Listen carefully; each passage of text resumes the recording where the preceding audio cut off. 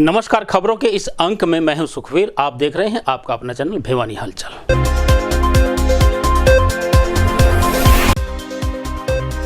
सोमवार को 5 corona positive हुए ठीक, वहीं 10 नए कोरोना केस मिले।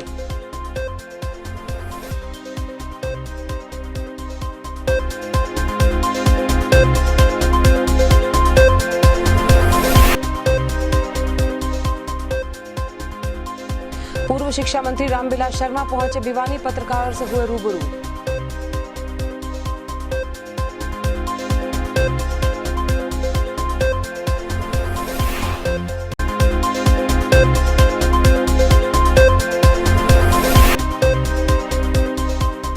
फीस कटौती के लिए एबीवीपी ने किया प्रदर्शन, कुलपति को सौंपा ज्ञापन।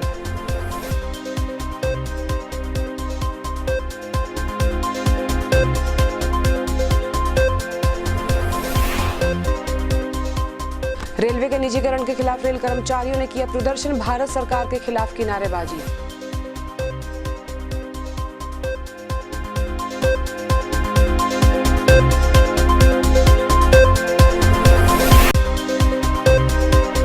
निर्माणाधीन विश्वविद्यालय के गेट में दरार आने पर प्रेमनगर वासियों ने की नारेबाजी, जताया अपना रोष।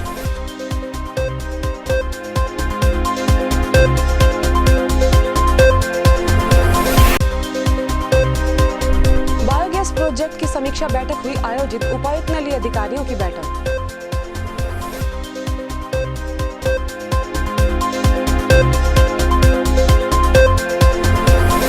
आइए एक नजर डालते हैं अब तक की न्यूज हेडलाइंस पर, और अब खबरें विस्तार से। सोमवार को भिवानी जिले में 5 कोरोना पॉजिटिव ठीक होने के साथ साथ 10 नए पॉजिटिव केस सामने आए हैं। कोरोना अपडेट पर जानकारी प्रदान करते हुए भिवानी के मुख्य चिकित्सा अधिकारी डॉक्टर जितेंद्र काद्यान ने बताया कि जिले में अब तक 865 कोरोना पॉजिटिव केस मिल चुके हैं, जिनमें से 782 केस ठीक होने के बाद अब एक्टिव केसेस की संख्या 75 रह गई है। जिले में सोमवार को 10 नए कोरोना पॉजिटिव केस मिले हैं, जिनमें से एक गांव महजत, एक गांव गिगनाऊ, 2 गांव ढाणा लाडनपुर, एक भवानी खेड़ा, 3 गांव किकराल से और 2 केस गांव कोहाट से हैं। अब तक जिले में कुल 865 कोरोना पॉजिटिव हो चुके हैं, जिनमें से 782 ठीक हो चुके हैं। अब जिले में कोरोना के 75 एक्टिव केस हैं। खबर लिखे जाने तक सोमवार को जिले से 550 सैंपल लिए जा चुके थे। सोमवार को 5 कोरोना पॉजिटिव ठीक भी हुए। सिविल सर्जन ने कहा कि अगर किसी भी व्यक्ति को जुकाम, बुखार या गले में तकलीफ होती है, वो तुरंत डॉक्टर से संपर्क करके अपनी जांच कराए, मुंह पर मास्क का प्रयोग करे और बार बार अपने हाथों को अवश्य धोएं। सोमवार को हरियाणा के पूर्व शिक्षा मंत्री प्रोफेसर रामविलास शर्मा ने भाजपा नेता ताराचंद अग्रवाल के घर पहुंचकर पत्रकारों को संबोधित किया। वहीं उन्होंने प्रदेश में हुए शराब घोटाले पर कहा कि यह मामला संबंधित विभाग के मंत्री के संज्ञान में है और आरोपियों के खिलाफ सख्त कार्रवाई की जाएगी। सोमवार को प्रदेश के पूर्व शिक्षा मंत्री रामविलास शर्मा ताराचंद अग्रवाल के निवास स्थान पर पहुंचे। इस दौरान पत्रकारों से रूबरू होते हुए बड़ौदा उपचुनाव पर बोलते हुए उन्होंने कहा कि भाजपा और जेजेपी गठबंधन मिलकर चुनाव लड़ेगा और भाजपा पार्टी के लिए बड़ौदा उपचुनाव चुनौती भी है और अवसर भी। शराब घोटाले पर बोलते हुए उन्होंने बताया कि ये मामला मुख्यमंत्री के संज्ञान में है और जो भी कानूनी रूप से उचित होगा वही किया जाएगा। इस दौरान उन्होंने कांग्रेस को मुद्दाहीन पार्टी बताते हुए तीखे प्रहार भी किए। बड़ौदा उपचुनाव पर बोलते हुए उन्होंने साफ इनकार किया कि वे चुनाव नहीं लड़ेंगे और अपने आप को भाजपा समर्पित बताते हुए पार्टी के आदेशों पर चलने की बात कही। बीजेपी जजपा मिलकर के सरकार चला रही है और गठबंधन चुनाव लड़ेगा और गठबंधन का उम्मीदवार जीतेगा। तो सर, उम्मीदवार बीजेपी से होगा या जेजेपी से? वहाँ जो उम्मीदवार बीजेपी का था वो 2 नंबर पर था। जैसे श्री अजय सिंह चौटाला भी कह चुके हैं कि बीजेपी जेजेपी गठबंधन चुनाव लड़ेगा और कांग्रेस का बहुत बड़ा आदमी वहाँ चुनाव लड़ा। मैं अपने उम्मीदवार कृष्ण बिड्डा का नामांकन भर के नीचे उतर रहा था। कृष्ण बिड्डा मेरे साथ थे और 5-4 हमारे कार्यकर्ता थे। हुड्डा जी सामने खड़े थे तो हुड्डा जी से राम रमी हुई, हाथ मिलाया और मैंने भिड़ते ही कह दिया, मैंने कहा इस बार आपका कांडा हमने निकाल। वो टेलीफोन पर लग रहे थे। टेलीफोन वाले ने बताया कि ये तो बहुत पंडित जी तो बहुत कलेश काट गया आपका। फिर उन्होंने मेरा हाथ पकड़ के खींचा।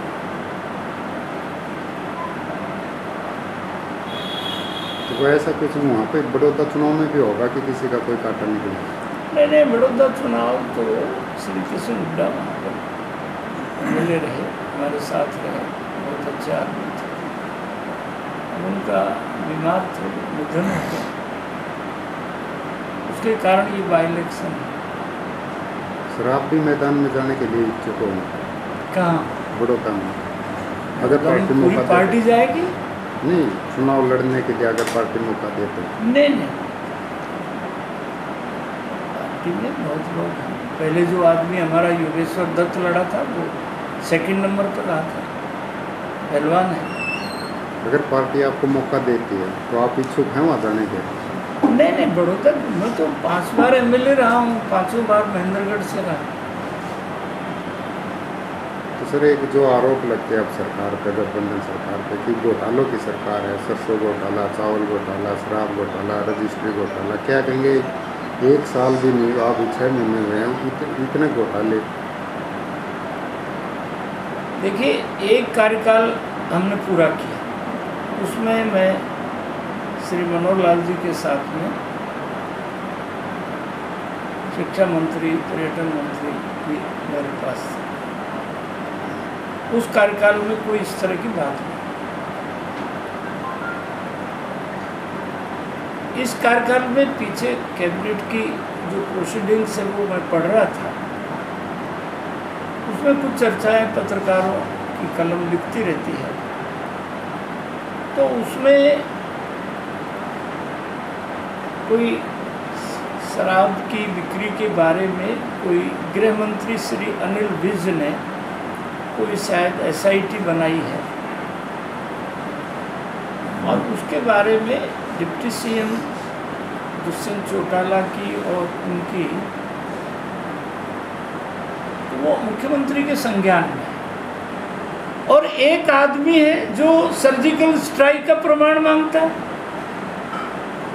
एक आदमी है पूरे 5 साल राफेल के ऊपर, एक देश का इतना लोकप्रिय प्रधानमंत्री है नरेंद्र भाई मोदी, पूरी दुनिया आतंकवाद की लड़ाई में उसको पूरी दुनिया ने अपना नेता स्वीकार किया। और एक हमारे घर का आदमी है कि वो कहता है कि सर्जिकल स्ट्राइक का प्रमाण क्या है, वो आदमी कहता है चौकीदार चोर है, वो आदमी जब पुलवामा का बदला बालाकोट में लिया तब वो आदमी कहता है बालाकोट के प्रमाण क्या है। अब राफेल जब देश में आ गया है, चाइना में हड़कंप मच गया है, पाकिस्तान में मच गया है, हम श्रीमान अटल बिहारी वाजपेयी की संस्कार की, हम उनके राजनीतिक संतान अपने आप को कहते हैं। सर हरियाणा की बात करें, हरियाणा में जो आरोप लग रहे हैं घोटालों पे, हरियाणा में सरकार पर और पार्टी पर देखो, नहीं पड़ता? एक आरोप लगता है, गठबंधन की सरकार पर आरोप लगाते हैं, परंतु आरोप किस तरह के लोग लगाते हैं? मैं तो आरोप, एक तो आरोप होता है गाली देकर के आदमी भाग गया, एक आरोप होता है कि आदमी गाली देता है। आरोप की सच्चाई के लिए जब मनोहर लाल जी मुख्यमंत्री ये कह रहे हैं कि कानून अपना कार्रवाई करेगा और SIT गृह मंत्री ने बनाई हुई है। सोमवार को ABVP सदस्यों ने कोरोना महामारी के चलते चौधरी बंसीलाल विश्वविद्यालय में विभिन्न कक्षा में दाखिले हेतु फीस माफी नहीं होने को लेकर यूनिवर्सिटी प्रशासन के खिलाफ जमकर नारेबाजी की। नारेबाजी कर रहे जिला संयोजक चंद्रवीर आर्य ने व छात्र नेता नीलम कुमारी ने कहा कि विश्वविद्यालय प्रशासन को कम से कम 30% फीस माफ करनी चाहिए, जिससे अभिभावकों को राहत मिल सके।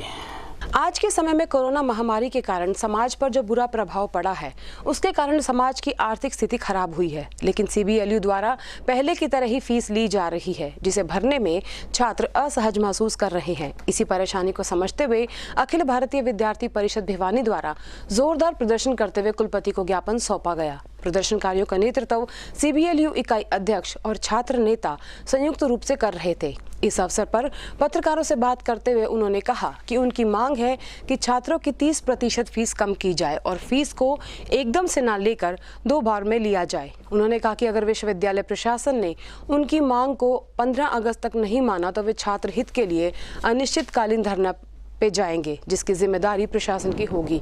जो कोरोना महामारी का जो ये काल है, इसमें जो समाज की जो आर्थिक स्थिति बिगड़ी हुई है, ऐसी परिस्थिति में यूनिवर्सिटी प्रशासन वही फीस छात्रों से वसूल रहा है, क्योंकि सरकार का भी एक लक्ष्य है कि समाज को कुछ छूट दी जाए, हर क्षेत्र में छूट दी जा रही है। लेकिन यूनिवर्सिटी प्रशासन है, उन्होंने एक तरह से अपना आइडियल रवैया अपनाया जा रहा है, जिसके लिए आज हम सड़कों पर उतरने को मजबूर हैं। मुख्य मांगे क्या हैं? हमारा ये है कि सबसे पहले हम चाहते हैं कि जो फीस ली जा रही है इसमें से 30% कमी की जाए।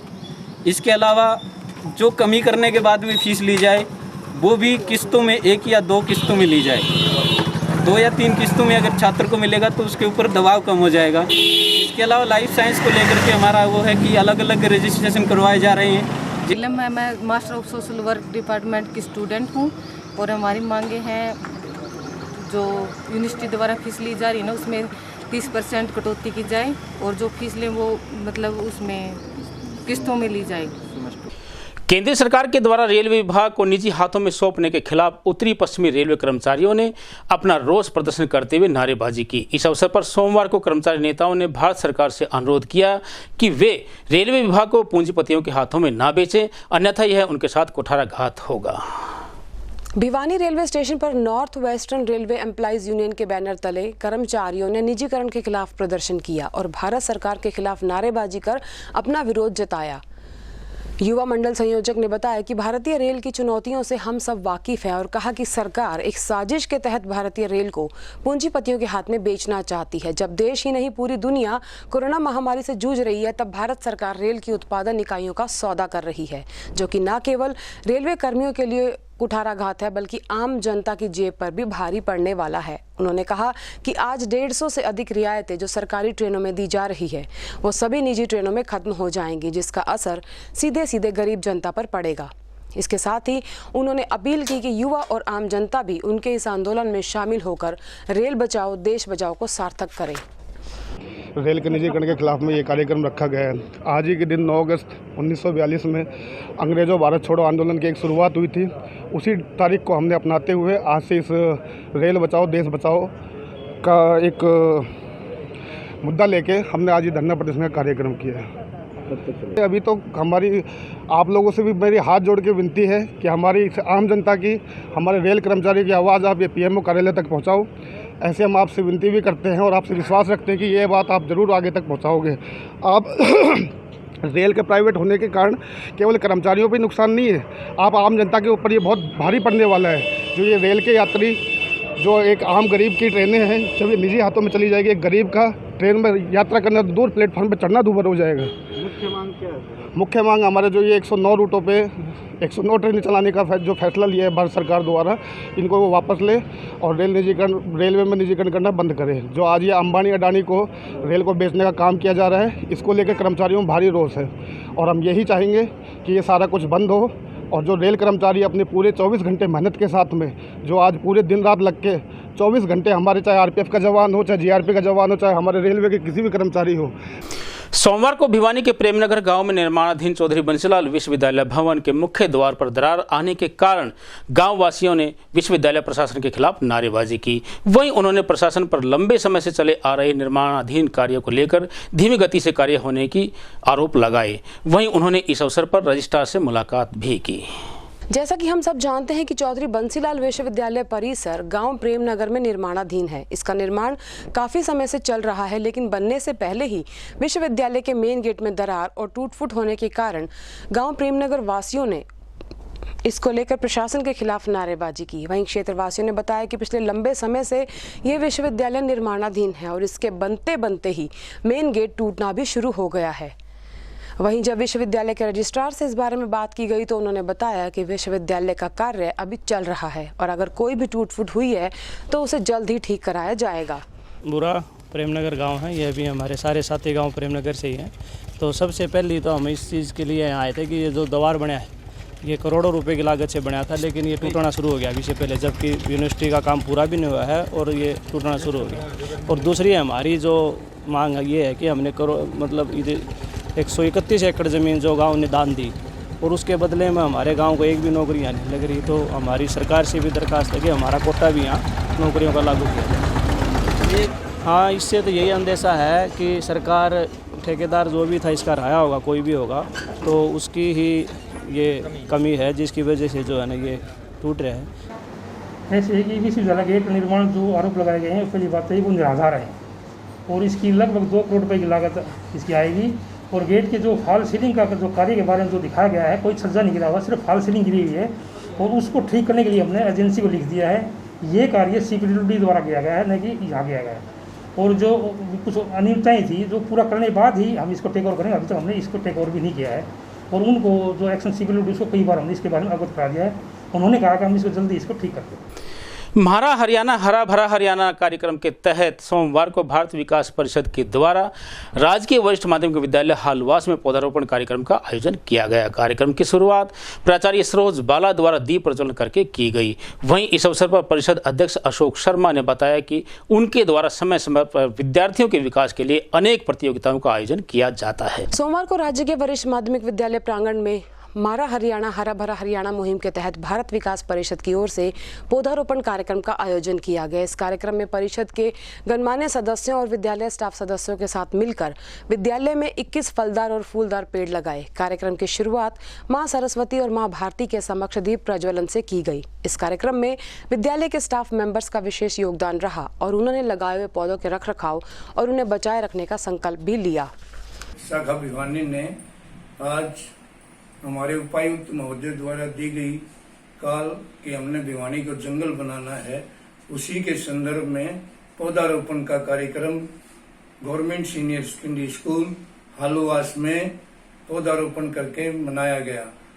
भारत विकास परिषद पौधारोपण ही नहीं, जो भी पौधे भिवानी शहर में सूखते हैं, टूटे हुए हैं, जिनको पानी की आवश्यकता है, पौधों को संरक्षण का कार्य भी करती है।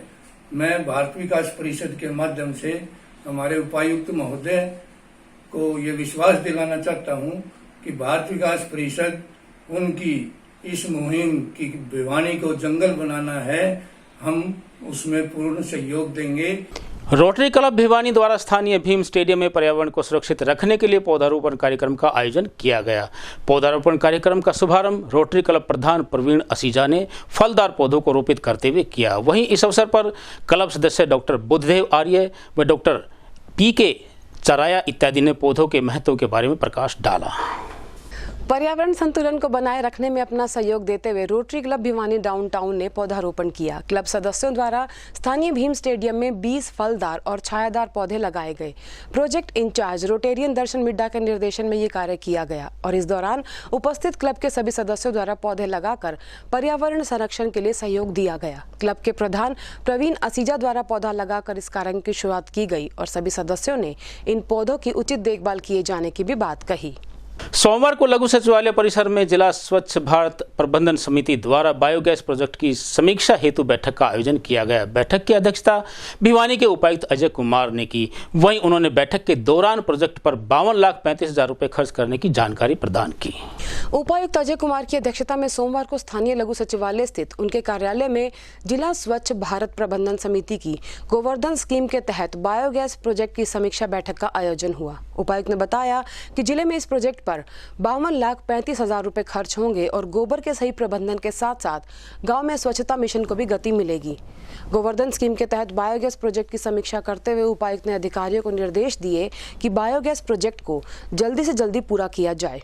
उन्होंने कहा कि प्रदेश सरकार गोबर से बायोगैस पैदा करने के लिए जरूरी व्यवस्था कर रही है। और अब चलते चलते फिर से एक नजर आज की न्यूज हेडलाइंस पर।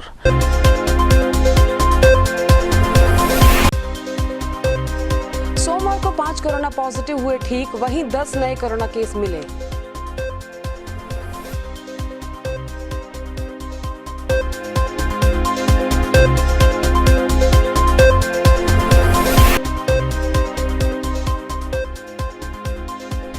शिक्षा मंत्री रामविलास शर्मा पहुंचे भिवानी, पत्रकारों से हुए रूबरू।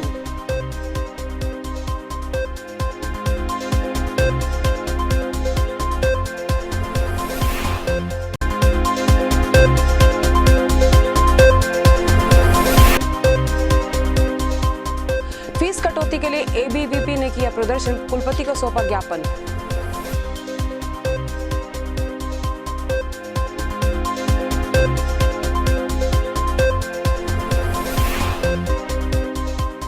रेलवे के निजीकरण के खिलाफ रेल कर्मचारियों ने किया प्रदर्शन, भारत सरकार के खिलाफ की नारेबाजी।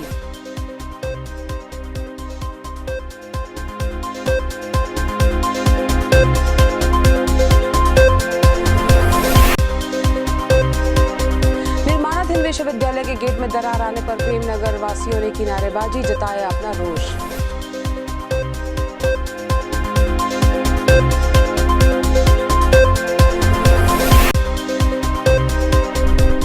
प्रोजेक्ट की समीक्षा बैठक हुई आयोजित, उपायुक्त ने ली अधिकारियों की बैठक।